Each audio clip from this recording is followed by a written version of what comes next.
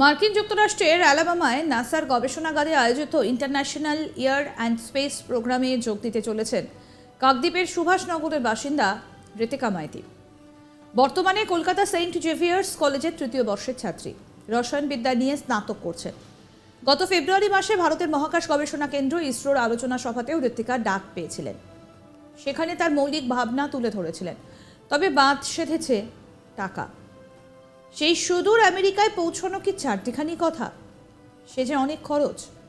এদিকে ঋতিকার বাবা পেশায় শিক্ষক, কিভাবে খরচ জোগাড় করবেন তা ভেবেই পাচ্ছেন না। যে এবার নাসার বিজ্ঞানীদের সামনে মহাকাশ গবেষণা সম্পর্কে ঋতিকা তার মৌলিক ভাবনা তুলে ধরবেন। জানা গিয়েছে মার্কিন সংস্থা এক্সা এরোস্পেস আয়োজিত এই অনুষ্ঠানে নাসার বিজ্ঞানীরা মহাকাশ গবেষণা সম্পর্কে তরুণ ছাত্রছাত্রীদের হাতে কলমে শিক্ষাদান করবেন। গবেষণার সম্পর্কে বিজ্ঞানীরা তরুণ ছাত্রছাত্রীদের কাছ থেকে মৌলিক ভাবনার কথা শুনবেন। ইতিমধ্যে ঋতিকা মহাকাশ গবেষণার বিষয়ে নিয়ে তার মৌলিক ভাবনাকে তুলে ধরে একটা প্রবন্ধ লিখেছিলেন। সেই প্রবন্ধ মার্কিন সংস্থার কাছে পাঠানো হয়েছিল। প্রবন্ধটি পড়ে মার্কিন সংস্থার বিজ্ঞানীরা এই অনুষ্ঠানে যোগ দেবার জন্য ঋতিকাকে মনোনীত করেছেন। এরপরেই মার্কিন সংস্থা এক্সা এরোস্পেসের দায়িত্বপ্রাপ্ত আধিকারিকরা অনলাইনে ঋতিকার ইন্টারভিউ নেন। সেই ইন্টারভিউতেও ঋতিকা সাফল্য লাভ করেন। এরপরেই তাকে মার্কিন মুলুকে নাসার গবেষণা কেন্দ্রের ওই অনুষ্ঠানে যোগ দেবার জন্য আমন্ত্রণ জানানো হয়। মার্কিন সংস্থার পক্ষ থেকে গত কয়েকদিন আগে সেই আমন্ত্রণপত্র পাঠানো হয়েছে।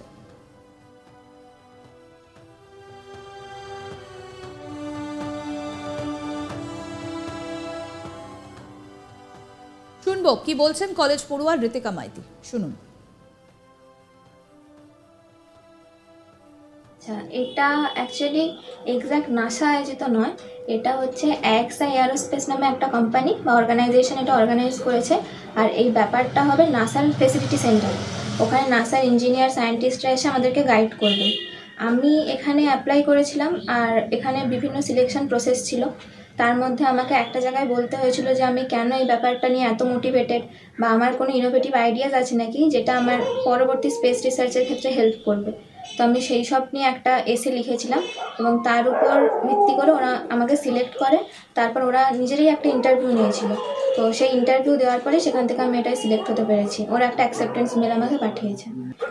আমি হচ্ছে এই ব্যাপারটা নিয়ে ইসরোতে একটা ন্যাশনাল স্পেস সায়েন্স সিম্পোজিয়াম হয়েছিল, সেখানে আমি আমার এই মৌলিক চিন্তাটাকে প্রেজেন্ট করেছিলাম এবং আমি এই চিন্তাটাকে নিয়েই ওই এসেটা লিখেছিলাম, যেটা আমি ওখানেও প্রেজেন্ট করেছি। আর আমি এটা নিয়েই এখন রাত দিন ধরে পড়াশোনা করছি যে এই ব্যাপারটাকে আরও কীভাবে একটা কনস্ট্রাকটিভ ভালো আইডিয়া করে তুলে ধরা যায়। আমি এটাকে ওখানে ভালো করে আরও প্রেজেন্ট করতে চাই, যাতে আমি আমার দেশকে ভালোভাবে প্রেজেন্ট করতে পারি। এটাই মূল লক্ষ্য এখন।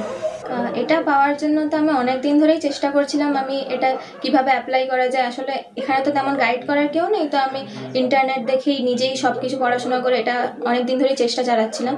তো মানে অ্যাটলিস্ট আমি অ্যাপ্লাই করতে পেরেছি আর ওখানে আমি সিলেক্টেড হয়েছি। তো আমার দিক থেকে আমি খুবই এক্সাইটেড, খুবই খুশি। কিন্তু একটা আক্ষেপের জায়গাও আছে, কারণ টাকার অঙ্কটা অনেকটাই বেশি। তো আমাদের মতো ফ্যামিলির পক্ষে এটা এক্ষুনি অ্যাভেল করা অতটা পসিবল নয়। তাই যদি কোনো পোটেনশিয়াল স্পন্সর এগিয়ে আসে বা গভর্নমেন্ট থেকে যদি কোনোভাবে সাহায্য পাওয়া যেত তবে খুবই ভালো হতো। মানে অ্যাটলিস্ট আমার স্বপ্নটাই পূরণ করতে পারতাম ওখানে গিয়ে। মানে এখনও কি পুরো বিষয়টা দোলা চলে আসে বলে মনে করছে? হ্যাঁ, স্পন্সর যদি না পাওয়া যায় তাহলে আমার পক্ষে যাওয়াটা খুবই কঠিন হয়ে যাবে। মানে অতটা টাকা আমার একার পক্ষে জোগাড় করা পসিবল নয়, স্পন্সরের খুবই দরকার। পরিবারের সবাই তো খুবই খুশি এবং ওনারাও অনেক চেষ্টা করছেন। মুখে না বললেও আমি তো বুঝতে পারি যে ভেতরে ওনাদেরও একটা এই ব্যাপার নিয়ে টেনশন কাজ করছে যে স্পন্সর পাওয়া যাবে কি যাবে না। এরকম একটা বিরল সুযোগ তো হাতছাড়া করে দেওয়া যায় না, কিন্তু টাকাটাও বড় ব্যাপার। তো সেইভাবেই আপাতত প্রস্তুতি চলছে স্পন্সর খোঁজার। দেখা যাক কতটা কি করা যায়। ঋতিকার বাবা বিশ্বজ্যোতি মাইতি বলছেন, এই অনুষ্ঠানে যোগ দিতে গেলে কমপক্ষে 7 লক্ষ টাকার প্রয়োজন। আমি পেশায় একজন শিক্ষক। মধ্যবিত্ত পরিবারের পক্ষ থেকে এই খরচ বহন করা খুবই কষ্টসাধ্য। জানি না কিভাবে ঋতিকার স্বপ্ন পূরণ হবে। শুনবো কি বলছেন ঋতিকার বাবা বিশ্বজ্যোতি মাইতি। ও যে সুযোগটা পেয়েছে মহাকাশের গবেষণার ক্ষেত্রে নাসায়, সেখানে ওর অনেক দিনেরই প্রত্যাশা ছিল। সেই অনুযায়ী ও তার নিজের প্রচেষ্টায় বিভিন্ন নেট ঘেঁটে ইসরোতে সফল হওয়ার পরে নাসাতে পৌঁছায় এবং নাসা ওকে আবার সিলেক্ট করে।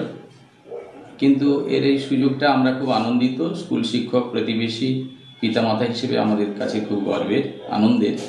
কিন্তু একটা বিষয় আমার কাছে খুব চাপের, ওখানে যে 1 সপ্তাহ ব্যাপী ওদের ট্রেনিং পিরিয়ড হবে, ওখানে যে খরচাটা ওটা আমার কাছে খুব বাড়েন। একজন স্কুল শিক্ষক হিসেবে এইটা এই মুহূর্তে বহন করা আমার প্রতি খুব কষ্টকর। আনুমানিক প্রায় 7 লক্ষ টাকা খরচ হবে। আমার মনে হয়েছে, আমরা খোঁজখবর নিয়ে যেটা দেখেছি, ছাত্রী হিসেবে আমাদের রাজ্য থেকেও প্রথম এই সুযোগটা পেয়েছে। এর আগে কেউ কখনো এই প্রোগ্রামে অংশগ্রহণ করার সুযোগ পায়নি।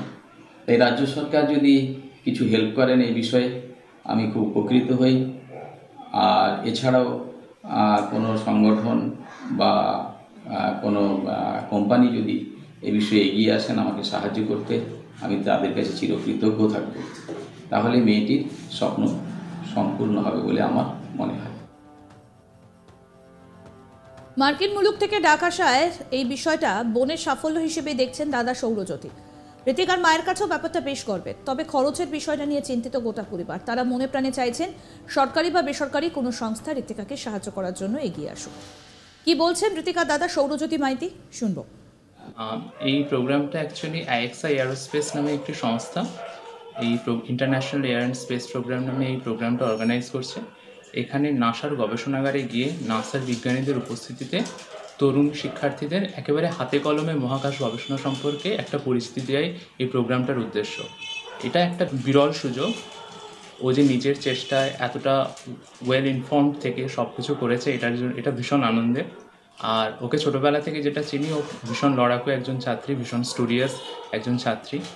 ও ছোটোবেলা থেকে খুব ভালো রেজাল্ট করেছে মাধ্যমিক এবং উচ্চ মাধ্যমিকে, এবং মহাকাশ গবেষণা সম্পর্কে ওর একটা আগ্রহ ছোটোবেলা থেকেই ছিল, যেটা সম্প্রতি আরও বেড়েছে। এবার শোনাবো ঋতিকার মা রীতা মাইতি কি বলছেন। তো ছোটোবেলা থেকে ও স্টুডিয়াস ছিল, মানে পড়াশুনো করতো, এমনি বাদবাকি সময় গান বাজনা, গল্পের বই পড়তো। এবং মানে আর আমাদের বাড়িতে একটা আছে, বাইরে মানে কোথাও যাওয়া যে নেই, ঘরের মধ্যেই সব কিছু।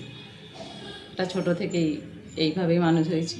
না, এটা তো খুবই আনন্দের খবর। ও তো নিজে ওইগুলোতে আগ্রহী খুব, তাই ও নিজে সমস্ত কিছুই করে। হঠাৎ যখন খবরটা পেলাম ভালোই লাগছে, কিন্তু তারপর যখন দেখলাম যে বিরাট অ্যামাউন্ট একটা খরচ আছে, ওটা তো আমাদের পক্ষে বিয়ার করা সম্ভব নয়, আমরা সাধারণ মধ্যবিত্ত পরিবার।